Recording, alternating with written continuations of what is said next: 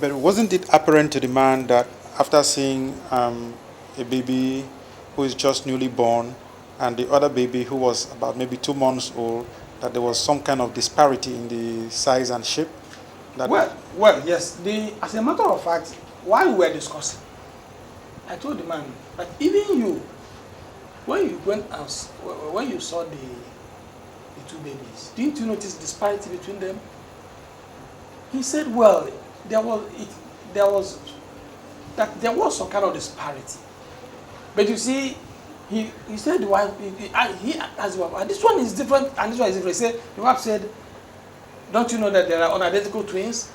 That this one is bigger and he must have oppressed this one while in the womb. I mean, for him, it's not the issue.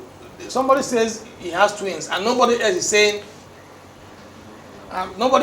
my baby is, I'm losing my baby. So for him, it's like, it's joy all through and whatever. Well, I will not be able to say beyond, exactly beyond this, but I know that all I know that I was convinced that baby was not hers, and my primary interest then was to actually trace where the baby was coming from. so the baby and the mother and the other baby now, you delayed them in the hospital till the next day now. Yes. Okay. Please carry on. Yeah. So I delayed them in the hospital the next day. We had agreed that tomorrow, myself, the husband, the woman who delivered, we go to see this grandmother to actually confirm whether this baby is hers, and of course for me, I wanted to equally see the mother, the baby, the teenage baby who delivered the baby, according to them, because I knew I would have examined to at least convince myself that this fellow has really delivered, and get such features that will confirm such. But by the time we are making this, at the time we are reaching this agreement, it was getting beyond 9 p.m., getting almost 10 p.m. The time we are reaching this agreement that tomorrow we are going to get to the border of this baby, and we are going to inquire of her who the baby was and who actually was the mother. Then what I decided was that I was not going to leave from my home, from my house that night. I stayed back in the hospital and slept over. But within the same night, the woman came looking for the same nurse who started nursing her while in labor. That nurse was now on another night shift. She came to the nurse telling her that please, that she would very much like to see that woman who brought the baby early that morning. The nurse said, why do you need to see her? He said, she wants to discuss something with her, because tomorrow, director and the husband and her are going to see her. The nurse said, okay, that she's ready to go. However, the nurse came and informed me of what was on the ground. I said, okay, that's fine. That if she wants to see the woman, that's fine. So the message she actually passed to her is that she should go to the woman that very night and told her that she wants to see her that very night. This time it was around 10 p.m. I told the nurse, that's okay, but I know you are not safe going out at this time. That's all I'm going to do, is I'm going to give you a backup, security backup. That very nurse when I meet for hospital come to me, knock. I say, who is that? He say, nah, she. I can't open door. Come be saying the nurse when I see for hospital. Say, madam, I say, not me carry picking, come for hospital for money. I say, nah, me carry and come for money. What thing happen? The woman don't born. Say, well, which baby born? Say, nah, girl. Say, I thank God. It's all right. He said, the woman say, make I come see her for that night. Now I call the nurse. I think you see only me and that small boy for us. I know they go anywhere for by this time of the day. Say, not be me. I know they go anywhere. So I say, make she go. Early morning I go come. Wetin happen? Say nothing happened to her. I say early morning I go go. So early morning now, I reach there. One nurse carry me go up. I ask of the lady, what of fight with her baby? Say then they fine. He say na up dem dey. Dem carry me reach office, say make I sit down. I sit down. Small time, he carry me to the MD of the hospital. MD say na me carry pikin come for morning.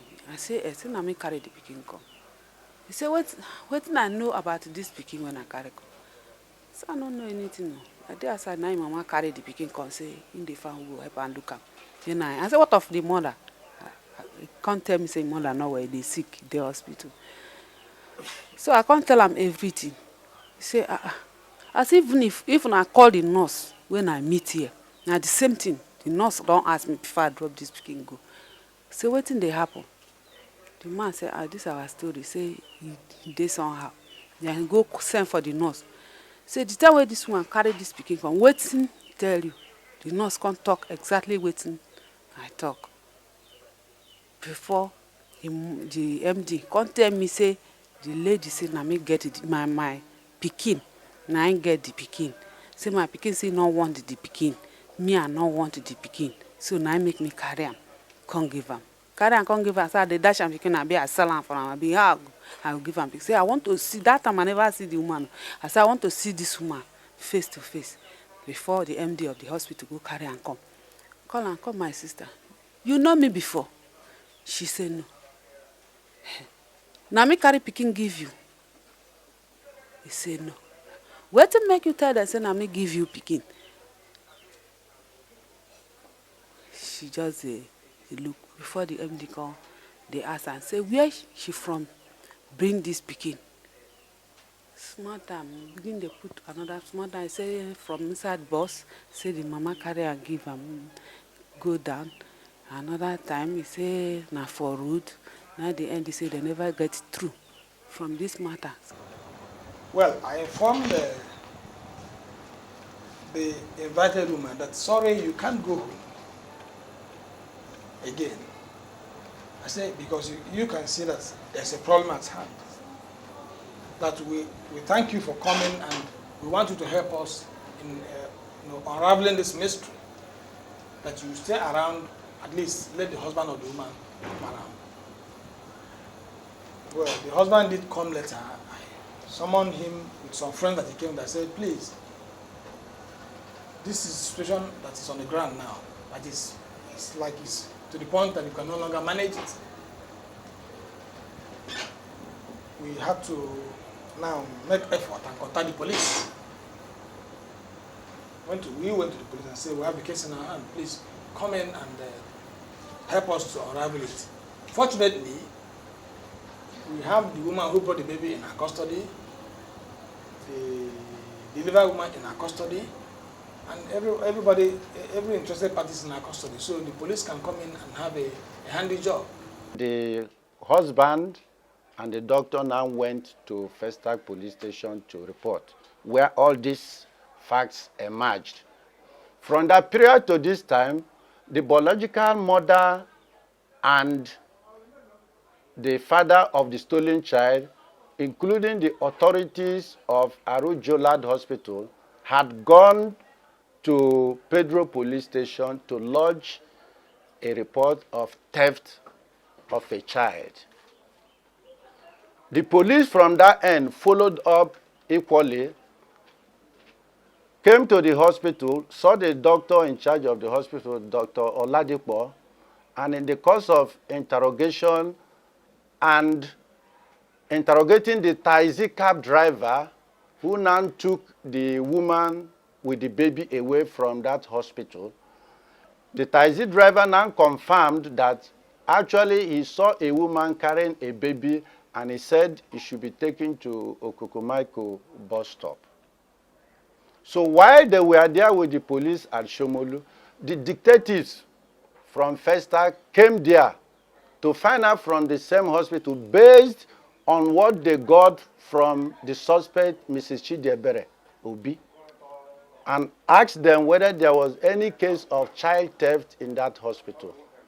The doctor answered in affirmative, and it was there they now met the police from Festac and the police from Shomolu, now married the investigations together and took the matter to Festac Police Station on the orders of the Commissioner of Police, Lagos State, that the case be transferred to A22 Investigation Bureau.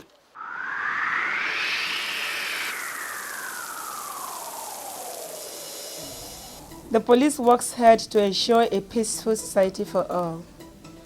Cooperate with us to serve you better. Stay tuned to Crime Fighters weekly on this channel. We spoke with Mrs. Obi, the woman alleged to have stolen the 2-month-old baby. We present to you her version of the story.